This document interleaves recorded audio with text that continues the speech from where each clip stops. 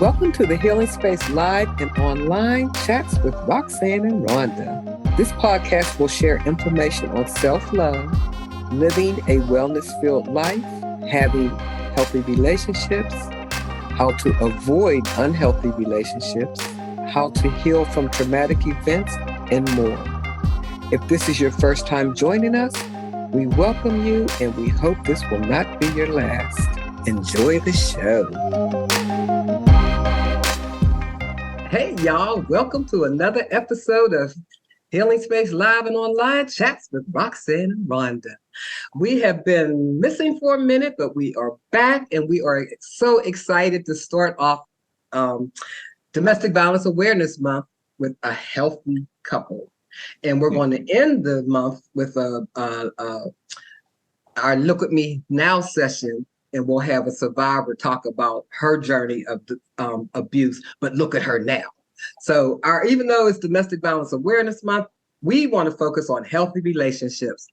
And today we are being blessed to interview a couple that I've known before they got married. And I'll let them talk about, because the first question I'm going to ask them is, how did your relationship start? And I just have to say, I kind of know how it started, but I want to hear their version because I got my version and I want to know if I'm right. So this is doctors Christine and Chuck Herring. They are not only a healthy couple, they are entrepreneurs, and they will share a little bit about that as we go along. But I'd like to open up with, first, let me just say this. Rhonda, how you doing? You want to say something to the couple and to our people? I'm sorry. I'm so excited, as is Roxanne, to be back in the saddle with our podcast. Thank you so much for your patience. Several of you have seen me in public and said, "Where's your podcast? When are you coming back?" We're back, and I'm going to challenge you to bring not one, not two, but 5 people with you the next time you listen to our podcast. Thank you for recognizing us and knowing that we've meant something to you with our topics. So I just want to say before we start, just to the audience, that Doctors Herring have given us permission to call them by their first name throughout the presentation. So do know that we've asked and we have gained their permission to use their names as we move on. And with that, I'm ready for us to jump in. Okay, all righty. First question to the Herrings. I would love for you to share with our audience how your relationship started and how long you've been together. You want to take that? Sure, I can take it. It's kind of crazy. Nah, it's me being me. She actually called the house. She called the house looking for my mom. I answered the phone. And Christine said something along the lines of, "Who is this?" And I was like, "You got that wrong. This is my house. I'm supposed to say, hi, who is this?" And you're supposed to say, "Hi, my name is such and such. May I speak to such and such?" And until you get that right, call back. And I hung up. Okay. Now, see, I thought it started at the fashion show. No. See, I was called. Christine and I was in a group called Lady Luxor. We had I think it was a Mother's Day fashion show. And one of the models backed out and Christine stepped in and she was sharper than a tack. And I thought that was the beginning of it. I thought he was like, okay, all right. But anyway, continue. I'm sorry. Yeah, no, and I that response really threw me off because I was like, who's that? Did I have the wrong number? So I called back and he answered, and this time I said, "Hello, is Joyce there?" And then he said, "Yeah, sure, yeah, she is. Can I tell her who's calling?" And I said who was calling, and when she got on the phone, I was like, who was that? Because they were so rude. And she was like, "Chucky, you know how his mom is." And from then on, we end up going out on a date, and here we are. How many years later? Yeah, we've been married for almost 30 years. What? Yeah. So it is. Excuse me. I knew it was a long time, but 30 years? Married for almost 30 years. And actually it feels like just yesterday. So it's like forever in a good way and just yesterday in a good way. That's absolutely awesome. Oh my One of God. my favorite things. Say that again. Oh, I'm sorry. No, I'm sorry. I think we glitched out for a second there. Yeah, you're blank freezing a little bit. Say that again. I was just going to make the comment that hearing how couples first got together is one of my favorite conversations. Oh, So okay. Roxanne teases me a lot because I always say I'm a detail person. I don't want the Reader's Digest version. Tell me details. Tell me details. So I really like hearing how couples first get started, and to hear that your relationship has gotten started and sustained and is sustaining 30 plus years is beautiful. Absolutely beautiful. Yeah, I'm on the outside looking in, but I just had to have them come on. And let me just share another reason why I wanted them on. I have a program called Women Against Abusive Relationships, and we did a workshop called Healthy Relationships. There is such a thing, and they were our presenters, and they were just such a dynamic couple at that particular time that I said, okay, oh my God, that was a zillion years ago. I think Ashley was like 18. How old is she now? 35. Yeah.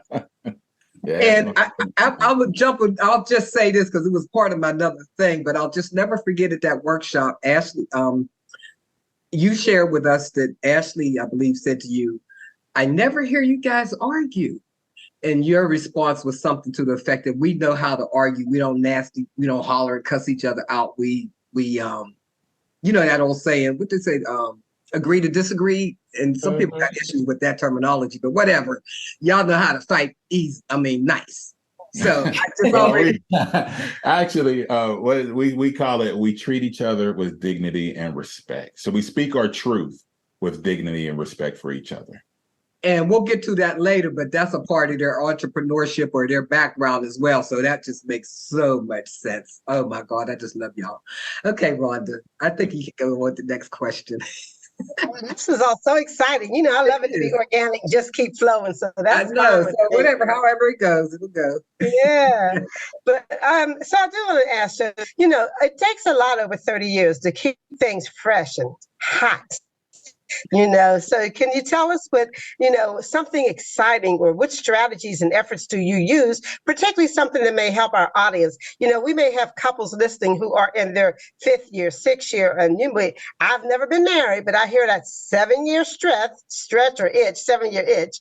Yeah, 7-year stretch is at the baseball game, 7-inning stretch. But my understanding is that 7-year itch and all that those crazy sayings that they have, right? However, what strategies, what efforts could you say that you all use to keep your relationship exciting, and just not so that it doesn't get routinized? It's not like, oh, the same old, every Friday we're going to have fish, and every Tuesday we're going to have tacos, and we go on date night every Friday, third Friday of the month, and it's usually to the movies. You know, what do you do to avoid that routine? Or I'm going to throw it at you as, maybe you have a routine that's fantastic, and that's what has worked for the two of you. So good. Can you just share with the audience, what do you do to keep it exciting?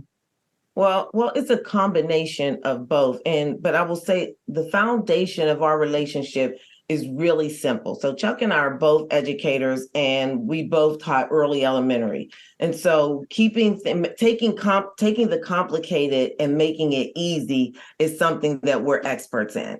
And our relationship, a lot of people have asked us, like even our daughters, and they go, they'll talk to us about, because they're all women now in relationships, and they have often said we've set the bar so high, and they don't think that the relationships can be like ours, because they're looking from the outside in. Mm-hmm. But we'll share with you what we share with them. It's about communication, and it's all about communication, and then framing. Like, I know, and we're not, as I've said to them, we're not without disagreements.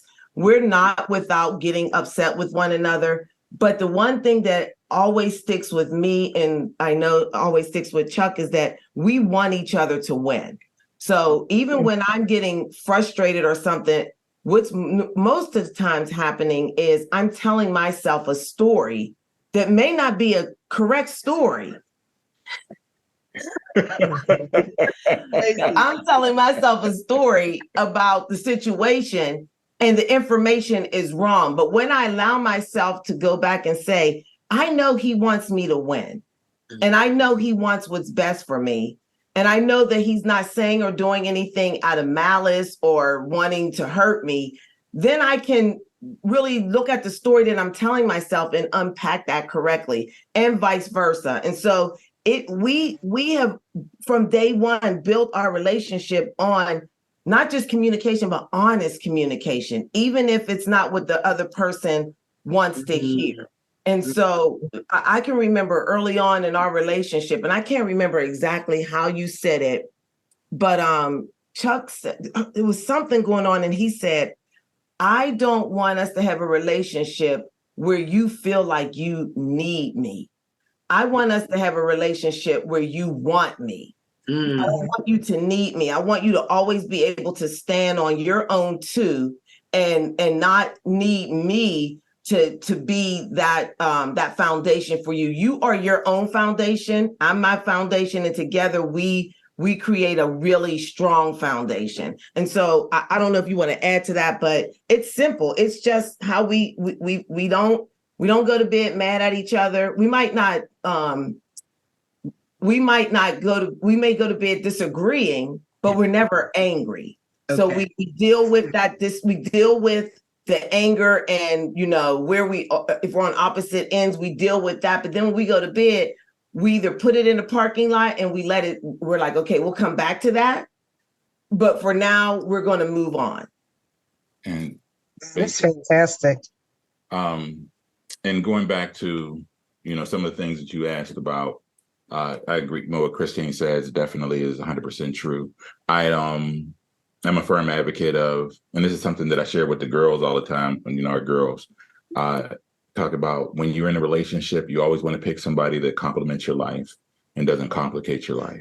And, and so basically, just looking for somebody who helps you to become the best version that you can be, and not somebody who makes you question yourself or question your ability, but is always building you up. Because again, like Chrissy said, we're always about, we're each other's number one fans. That's the first thing. Secondly, as far as what we do to keep things fresh, for lack of a better phrase, is that we're always learning new things. And it doesn't have to be anything, exotic or anything. I mean, heck, one of the new things that I learned this summer was how to do a Rubik's Cube. And she was cheering me on. I was like, I'm going to learn how to do this Rubik's Cube. I'm going to get this thing. I'm going to make this happen. And I was able to do it. And she was just as excited as, when I did it, I was excited, but she was just as excited as I was. I mean, and learning how to do things like when Christine, starting a business and being an entrepreneur and starting a second business and doing all these other things. And I'm right there with her, as she's the CEO of all of our companies, and I'm the CTP, I'm the chief thought partner. And I'm also, I could be the CCL, the chief cheerleader, because I'd be like, "Go, baby, you got this." Oh So my gosh. So it's like we're always learning new things, and we're sharing them with each other. So it's not like, oh, we're going to go, it's great to go on trips. We love to go on trips, but it's really those little. Mike Tomlin said something this summer at training camp, the Steelers training camp, that just made so much sense to me, and I didn't even share this with you. But he said that his goal was to help his players make the routine things routinely. So it's like we're always going to be doing, and I always framed it. I put it in because you always take things that you hear and you put it into your own understanding. And my understanding of that was, there's a phrase that we have in our family, and it's like, it's easy to do, but it's easier not to do. So we're always just going to do the easy thing. So, and if you're always doing the easy thing, nothing's ever hard. And we learned on that if you're not growing together, you will grow apart. Mm-hmm. And so even when I wanted to get my doctorate degree, Chuck calls himself the reluctant doctor. I am the reluctant because doctor. he was like, why do you want to do that? And I said, I want to do it. It's been a goal. I've never thought I could. I want to do it. And he was like, okay. And he said, well, I guess I'm going to apply for the doctorate program. And I No. What? Remember, you applied the first day. Yes, I applied. But I'm saying, then you said, I guess I'm going to apply. But then you didn't apply until the last day. I did apply the last day. And because he was hoping that maybe I would change my mind, I guess. Yeah. But he did it with me. Well, and then when we got accepted, he got accepted first. And he got his letter first. And I was like, but I applied the first day you could apply.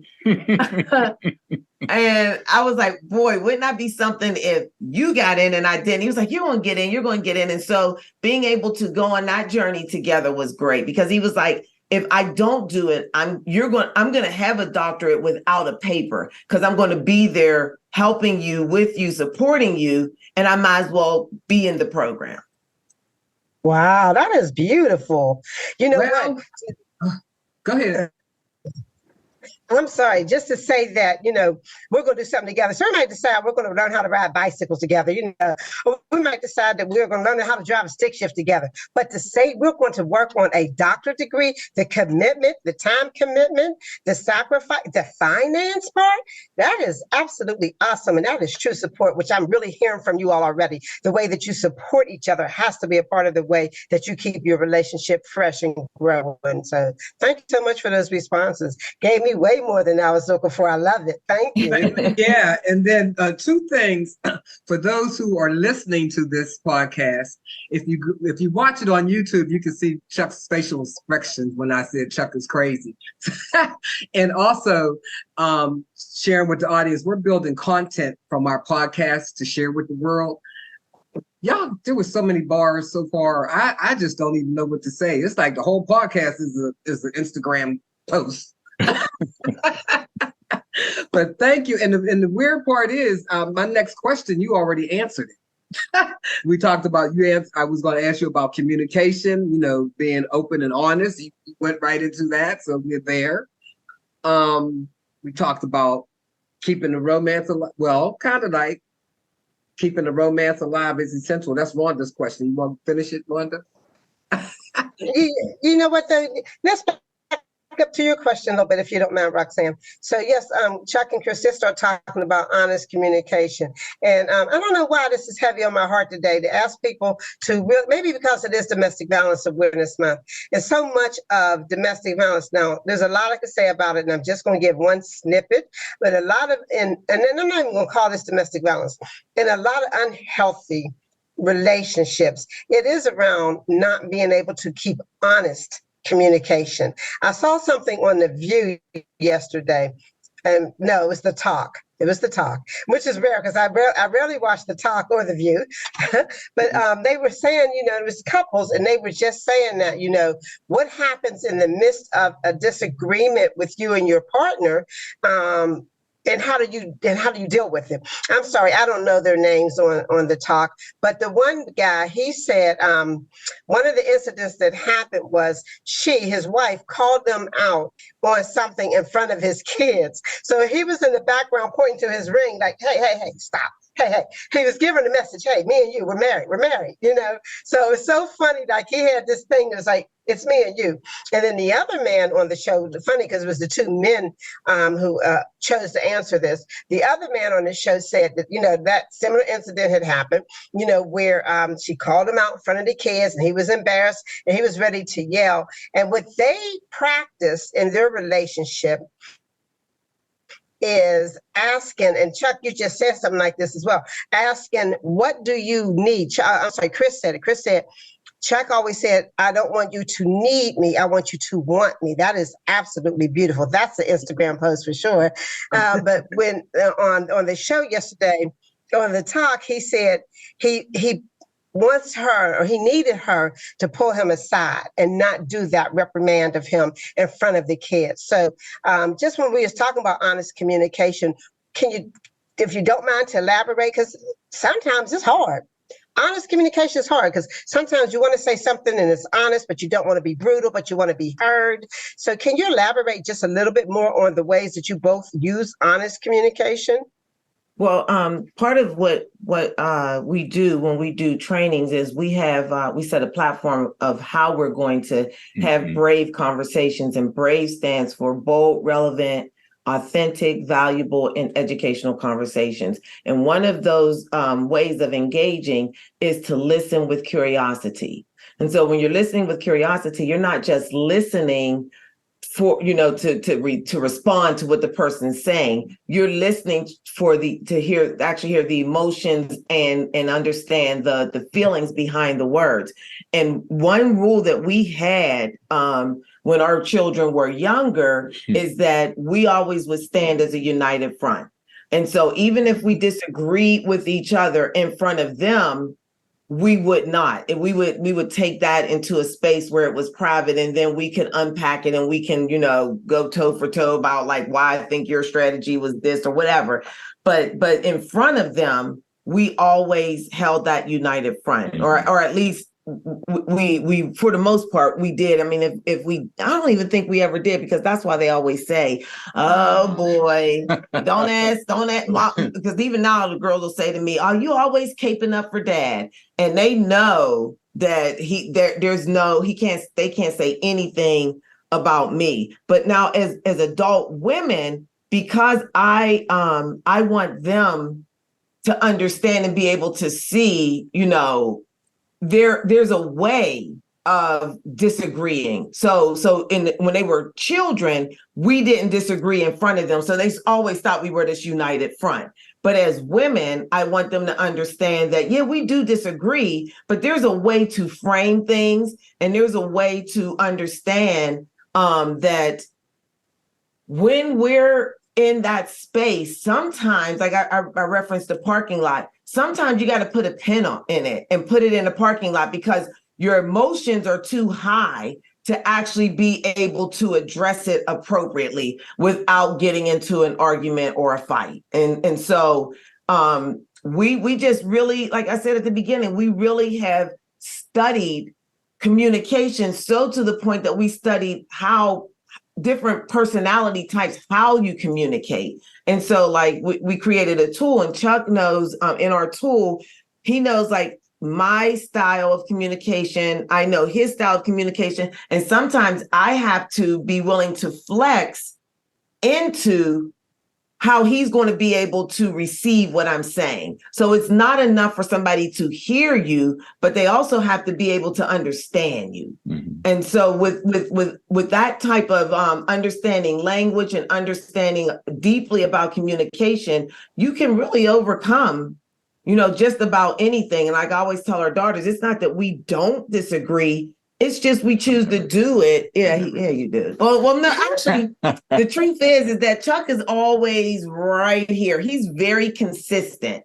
So you said something, Rhonda, about maybe it's consistency or maybe it's not. He's always very consistent. Even in his inconsistencies, he's consistent. And I'm the one that's just all over the place. But we understand that about each other. And so a lot of times I have to step back and say, is this just Chuck communicating in the way that he communicates and I'm just not getting it? And he has to step back and say, this is Chris being in her feelings and her emotions. And I have to understand that, because he's very pragmatic. And he just is like, okay, there's nothing complicated. It's A, B, or C.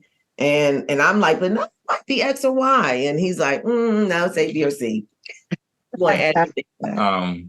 I mean, yeah, just basically you said it, and I'm just going to go back a little bit to some of the things you said at the beginning, as far as effective communication.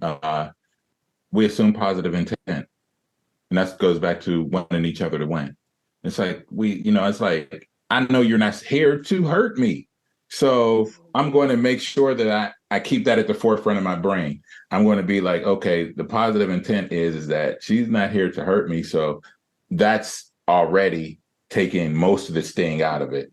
And then the second thing is to own the impact of whatever you say or do. So it's like, hey, I kind of screwed that up. I'm sorry, and I'm going to try to fix it, And we don't have a problem with saying sorry to one another.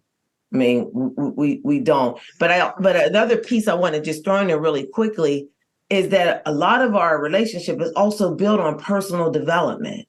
So we read a lot of books that talk to you about navigating the world and relationships. And we everything that everybody writes is not for everybody at the moment, but there's a lot of good stuff. So if he's reading something that he feels is going to help us as individuals, but also as a couple, he'll be like, Chris, you need to listen to this book.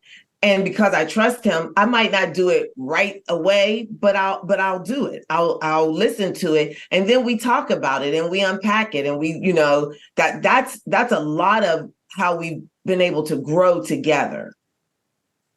More healthy. So I see a podcast, Doctors Herring, Relationships. This is how you do it. Yeah, I'm serious. You guys have a wealth of invaluable information for couples. I don't know what else to say because they've answered every question. It's like, what, come on, Rhonda. Rhonda's good with the follow-ups. I'm dumbfounded right now. I love it.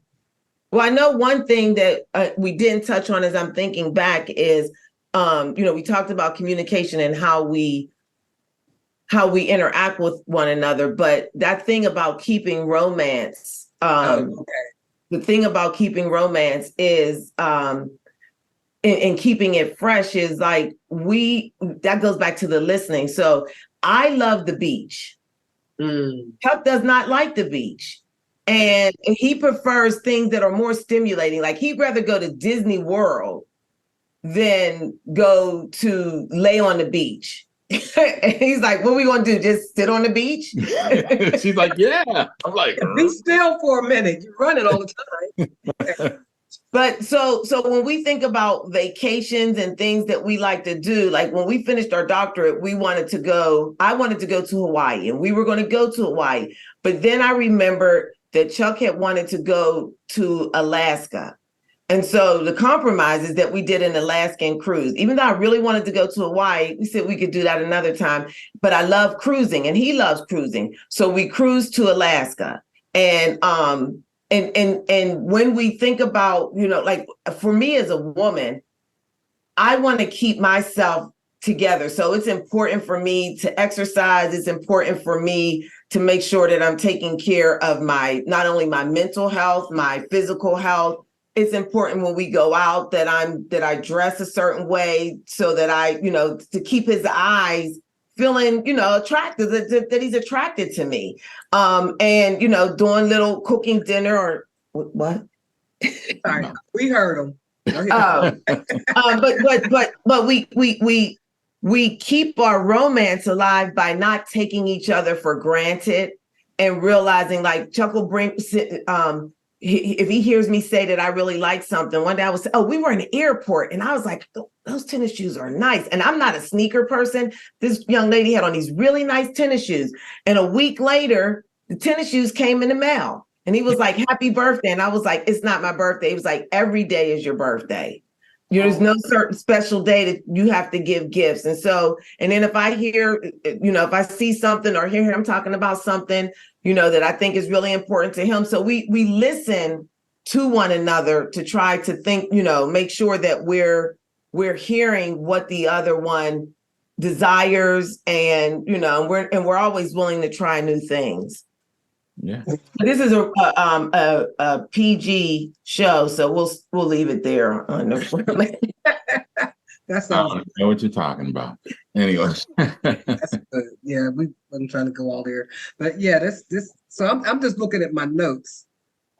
And all of my questions, it was so funny the way you answered all of the questions without me even asking them. I mean, I wanted to talk about your work-life balance, because I know you went to school, so you did all of that. You kind of talked about that, but you can add to that a little bit. So work-life balance, and that's a question that most people have. And the challenge is that everybody's looking for balance to be like this, right?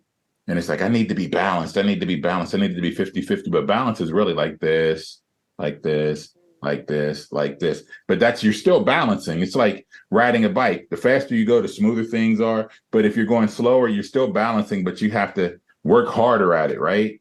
And so where work-life balance, sometimes work is going to take more, right? And so you have to intentionally overcompensate on the life to be able to bring it back to balance. And the same thing, sometimes life is going to take more, and then you're going to have to intentionally overcompensate on work to be able to make it balance. And that's the same thing with the relationships. It's all about the tension, the give and take, that push and pull of just living, being alive in the world. Just like every day something's coming along and it's taken away from your original plan that you started off the day with. And so as you look at that, you're like, okay, how much am I going to give this? Because it's taking me out of balance. And I have to handle it, but how much am I going to give it? And then what am I going to get back in return to get this back? So there's always that, so it's never 50-50. It's always 60-40, 90-10. So that's the whole thing about work-life balance. And most people don't really think of it that way. And they don't think about it from like, we recently, probably in the last 6 months, been talking about important and urgent. And everything, people tend to think more things are urgent than they actually are. But what happens is that when you're attending to the urgent, you forget to attend to the important, like drinking water, getting up from your desk if you've been sitting all day and moving, exercising, self-care, mental health, all of those things, because they're really important, but we're so busy taking care of the urgent. And so we try to make sure that we put each other at the important list. And so even when we're really busy with work, there's sometimes we might say, okay, we need to stop, have a meal, and spend the evening watching a movie. And whatever it is that we feel was urgent, it's still going to be there tomorrow, and we can get up with fresh eyes and take a look at it in the morning. Well, that sounds a lot like something I might say.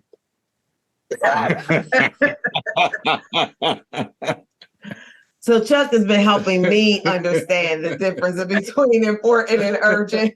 That's funny. Wow. So so why don't we just go ahead and talk about your entrepreneurial ventures? Because the current one, the past one, Chuck's been doing so many things, and you're working a job now, but you've had some entrepreneurial ventures in the past too. But let's talk about the current one.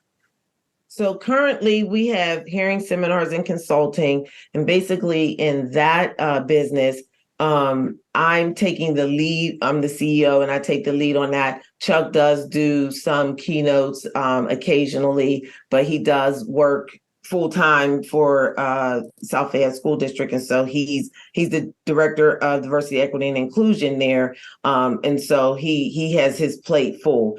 But the nice thing about it is that his work kind of intersects with what I do. And so I do consulting, I do executive coaching, I do leadership development, inclusive leadership development.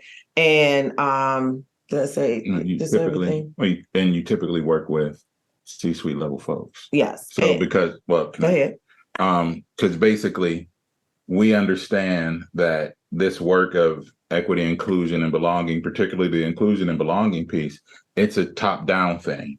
So you have to talk to the leaders of whatever company, organization, whatnot, to be able to get the buy-in, because once you get the buy-in from them, then it goes throughout the whole organization. And a lot of times people tend to try to go from the bottom up, and it really just reaches a lot of roadblocks because those people don't have enough gravitas in the organization to really push things through. Right. So I work with C-suite companies, but I also work with schools because that's, I pull on my educational background. And basically it was Chuck that helped me see that I've just made a full circle. So I once was in the classroom teaching students to prepare them for the work world. And now I'm in the work world teaching adults to prepare them for students that'll be coming to them. And so it's just pulling on what I've always done. Mm-hmm. And now instead of teaching, young kids, I'm teaching adults, and I love it because that is my passion to teach. And we recently just started a new tech company, Flexcom, with another business partner, and that was taking our study of communication styles that we've been doing for over 20 something years, and creating an assessment tool to be able to help people in organizations understand to identify their leading way of communicating, and then understand how to flex into their other three to be able to have more impactful communication. And so we're real busy, but it's all in the realm of teaching and education, and because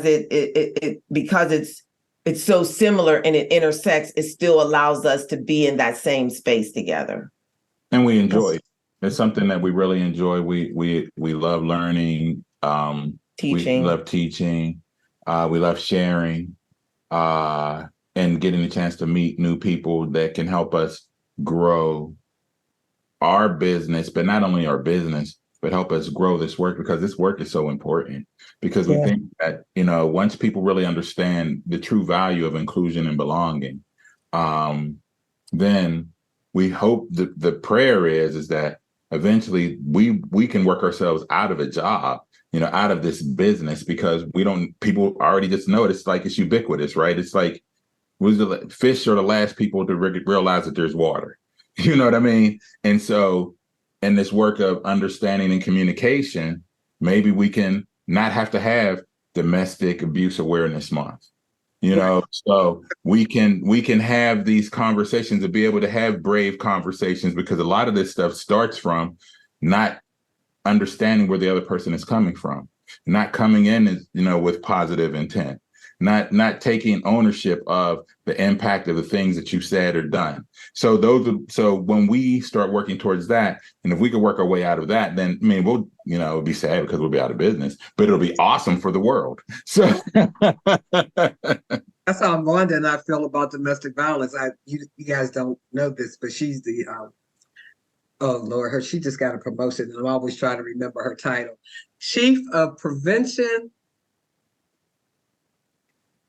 Intervention? Give me intervention and outreach at the Women's Center and Shelter. Oh, wow. Greater Pittsburgh. Congratulations. Yeah. And Thank you. I'm the executive director and founder of Women Against Abusive Relationships. So I'm always saying, yes, please put us out of business. I would love to put out of business. But before you share with us how to reach you, because that's critical, and I'm hoping I can afford you in my budget upcoming. I would like to know whatever happened to Grammar Man. Oh, snap. So I am perturbed right now. So I'm glad you brought up Grammar Man. Okay. So that's funny. I wasn't expecting that in this. I know. But just a 15-second commercial on Grammar Man. Grammar Man is America's first hip hop superhero, actually the world's first hip hop superhero. And the 15-second commercial is Grammar Man and his sidekicks edit and delete. Their arch enemy, Double Negative, has escaped from prison.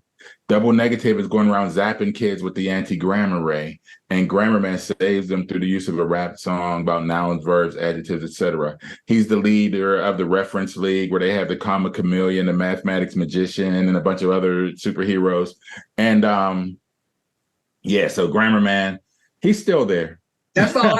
I was wondering if he was alive and well, because I haven't heard about. But I'm perturbed. I'm perturbed because last month was hip hop's 50th birthday. Yeah. And they had the Pittsburgh Hip Hop Wall of Fame. Yeah. And I'm like, wait a minute, Grammar Man is not on the Wall of Fame.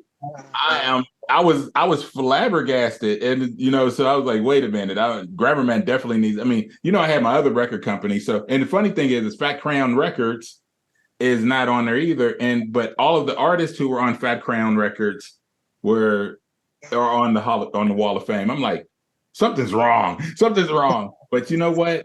It wasn't our time. It's not our time right now, but when it's time, it's going to happen, and it's going to even be a bigger to do. And I'm tripping because I never heard of the music business. See what I mean? They got so much stuff going on. I've been knowing them, like I said, forever, but there's been a X amount of years where we're kind of like, going our different ways, but the love was still there. I call Christine like maybe once or twice a year. Hey girl, how you doing? Just checking in. So, but anytime I'm going to do something about relationships, I got to think about them. They're great. So we are coming close to our end of our time. Is there anything else? Oh yeah. First, how do we find the consulting business? How do we find this? So my email is Christine@herringseminars.com. At Gmail. No, wait a minute. Oh God. Herringseminars.com. HERINGSEMINARS.com. Herringseminars.com. That's the website. Our new website is about to go online, hopefully tonight. And that is Flex, FLEX -COM.com. And COMM. Oh, COMM. I'm sorry. COMM.com. And we can be reached, I can be reached on all the social medias at Chuck Herring or at Chuck Herring Speaks. So X at Chuck Herring, Facebook at Chuck Herring, LinkedIn at Chuck Herring, and Instagram at Chuck Herring Speaks. And Christine, I don't know your handles. Just Herring Seminars. Yeah, Herring Seminars and Consulting. If you do a search for that, I come up. Mm-hmm. Well, this has just been absolutely wonderful. I am so glad we asked you guys to be our first guest back after our being gone for a minute. This was absolutely wonderful. Talking about healthy relationships during Domestic Violence Awareness Month. I don't know if anybody else is doing it, but we are. And I think that's just going to be our thing every October. We're going to focus on healthy relationships. So, Rhonda, do you have anything else that we can ask or wrap up? Yeah, not to ask, but a fantastic thank you. I am really filled up. I am really, really appreciative that you all were our guests this afternoon. I feel like I know you. This was my first time meeting both of you, but I really felt like I know you. Roxanne did a great job of speaking of how awesome you both are, and you've proved that, so that's wonderful for sure, right? I really and this is going to sound weird, but I kind of wish I knew you all 30 years ago, because I like to go to weddings where I believe in the people, and I can see that would have been one I would have loved to support. I don't like to go to weddings where I'm not sure, so I like to go to weddings where I really can support and believe in a couple. So I really, really congratulate you all again, and I'm moved and I'm inspired by your love and your relationship. And I just want a couple of the nuggets. I got that word from my brother. I know a lot of people use it, but I got that word from my brother. But here are some of the nuggets that I'm taking with me. It may be important, but it's not urgent. It may be urgent. It may be important, but it's not urgent. Then also learn new things and support your spouse in everything that you're learning. Respect and dignity is very important.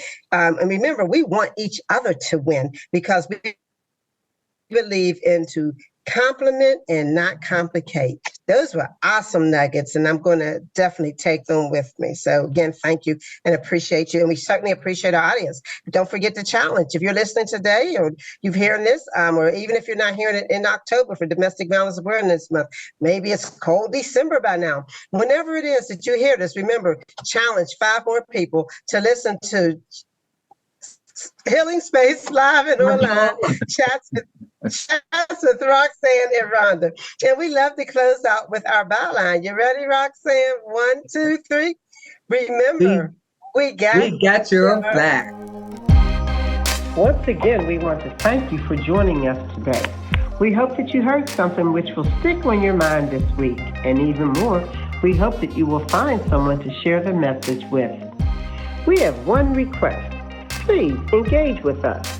Follow us and like and subscribe to all of our social media platforms. We're at warheels_ on Instagram, LinkedIn, and Twitter. Spelled out, that is WARHEALS_.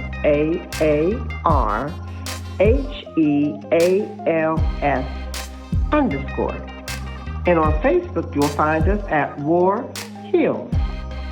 Please plan to join us next time, And in the meantime, you can find all of our episodes archived wherever you listen to podcasts. See you next time on Healing Space Live and Online. Chats with Roxanne and Rhonda.